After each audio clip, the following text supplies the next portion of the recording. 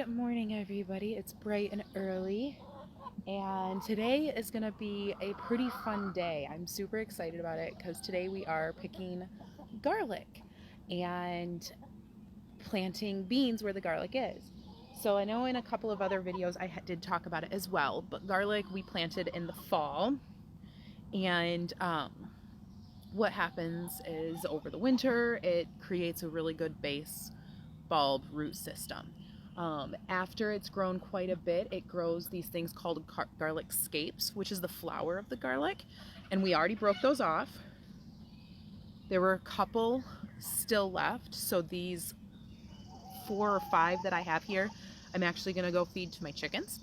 But today, a couple weeks ago, our kids actually came through and bent the stalks of all of our garlic. Now the reason for that, which I am posting a blog about this too, the reason for that is because after you bend the garlic scapes and kind of snap them, it sends a whole bunch of nutrients down into the base of the garlic, so that it grows a bigger bulb. Now today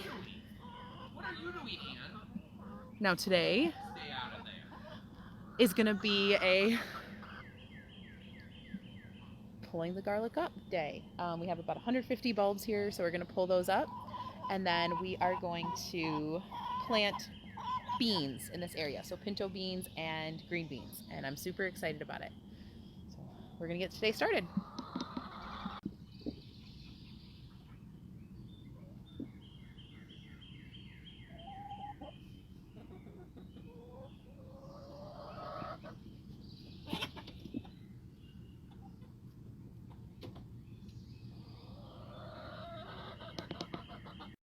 I really quickly wanted to talk about this corn.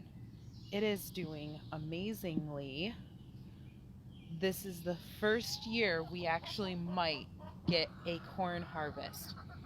We have not had one at all since we kept trying. We try every single year to grow corn, and every year we end up failing. And we do have some peas growing along the base of this as well. Those peas are going to climb up this corn, and then in a couple days, probably today, we'll actually plant some squash.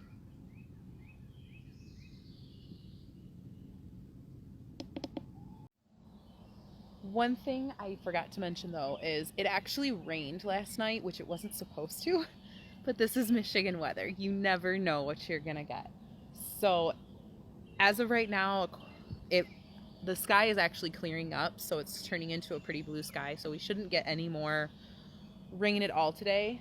So I actually have to wait for the ground to dry for a little bit. So I am probably gonna go inside, make some strawberry rhubarb jelly if I can find the rhubarb, and then in probably closer to noon I'll come out here, and the ground should be a little bit drier.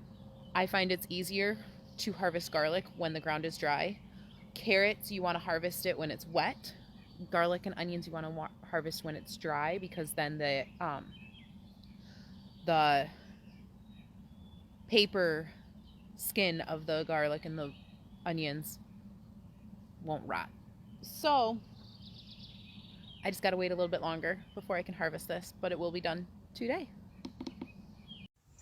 I am out here a little earlier than I had wanted. I did a double check on the weather, which in Michigan you kind of have to check constantly.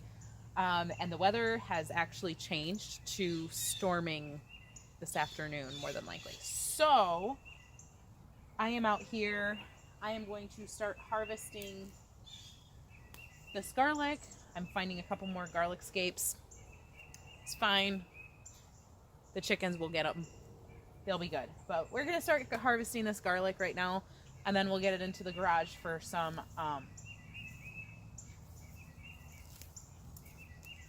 to start curing. And then my goal is to also get beans planted out here. We're going to be planting pinto beans and some more Bush Lake green beans into this bed so that we can have bigger harvests.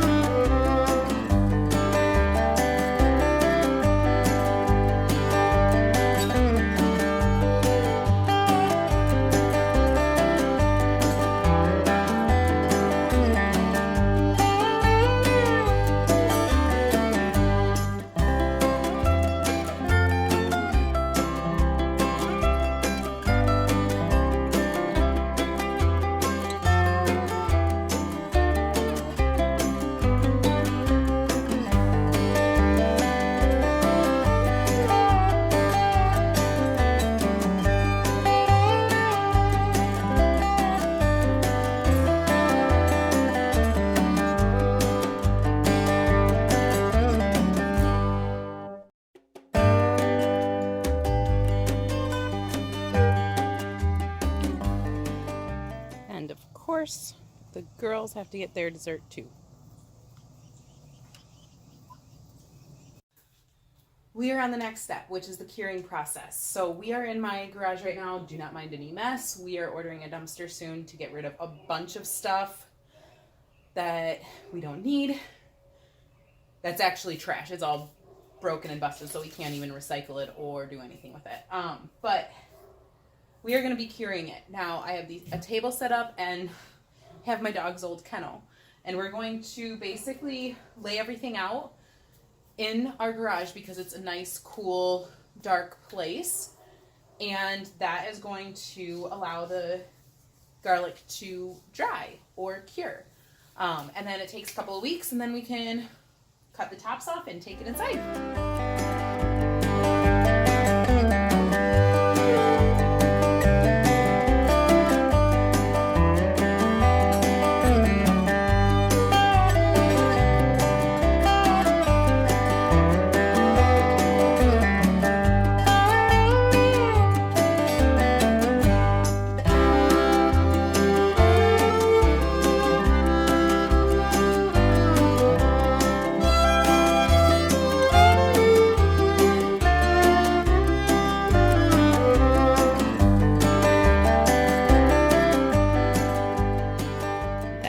Beautiful harvest of garlic.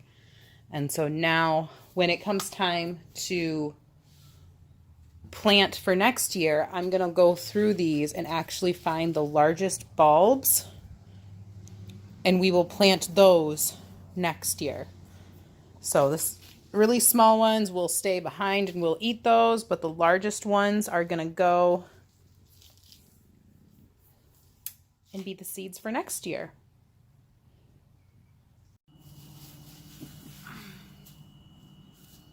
Now it's time for the next step. I want to get these planted as soon as possible because we do have a rainstorm coming.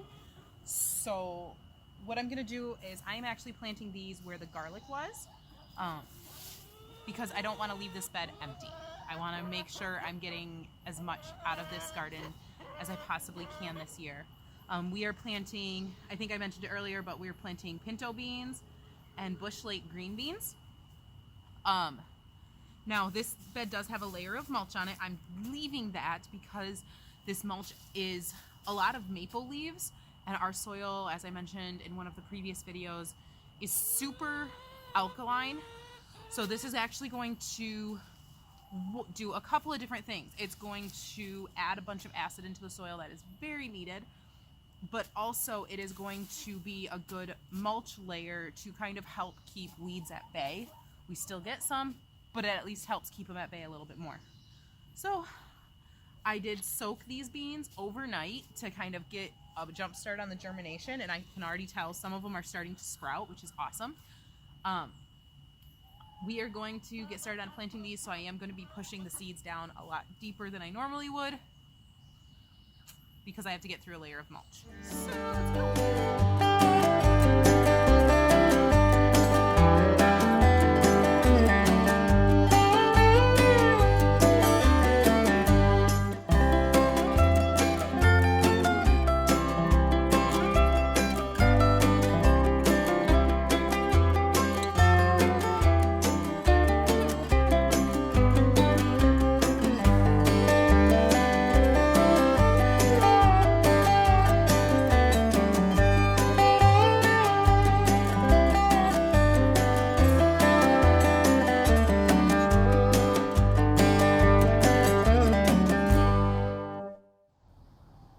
We managed to get this entire bed completely filled with green beans and pinto beans.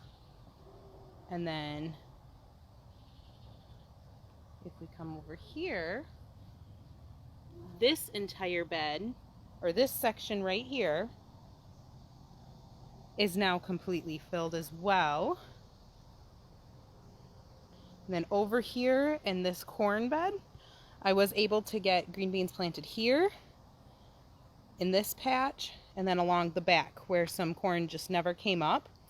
And that's green beans and pinto beans. And then over here, we have more beans. I believe that's the last of our dragon tongue, and I can't remember the other one that's in this bed that is starting to grow up along our corn as well. So we now have a completely full garden.